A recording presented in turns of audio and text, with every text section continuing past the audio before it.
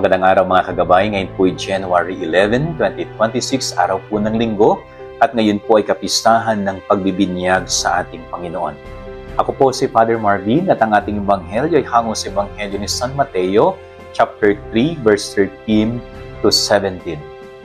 Pagbibinyag sa ating Panginoong Hesus. Ibig sabihin po ay tinanggap din ng ating Panginoon ang binyag. At sa kanyang binyag, ipinahayag po ng Ama na siya ang bugtong na anak, kaya pakinggan natin siya at sundin natin siya. Ang pagbibinyag po sa ating Panginoon ay nagpapaalala din po sa ating sariling binyag.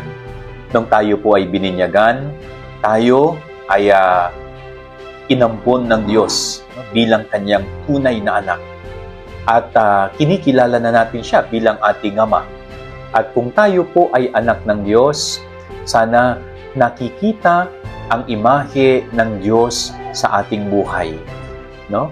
Pinahahalagahan mo ba ang iyong binyag na tinanggap? Isinasabuhay mo ba ang biyaya ng sakramento ng binyag na iyong tinanggap? Kaya po, hindi lamang po ito basta-basta bininyagan tayo. Nung tayo ay bininyagan, tinanggap natin ang pagiging anak ng Diyos. At syempre, hindi lang yung pagiging anak ng Diyos ang tinanggap natin, kundi ang misyon ng Diyos ay tinanggap din natin. Kaya bilang isang binyagang Katoliko Kristiyano, napakahalaga na isinasabuhay mo ang layunin ng iyong binyag. Bakit ka nga ba bininyagan? No? Nakikita ba sa iyong buhay ang isang pagiging binyagang Katoliko Kristiyano?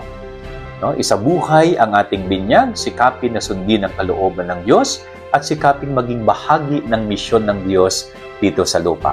Yan ang ating gabay aral ngayong maghapon. God bless po sa inyo lahat. Pagpalain kayo ng Panginoon.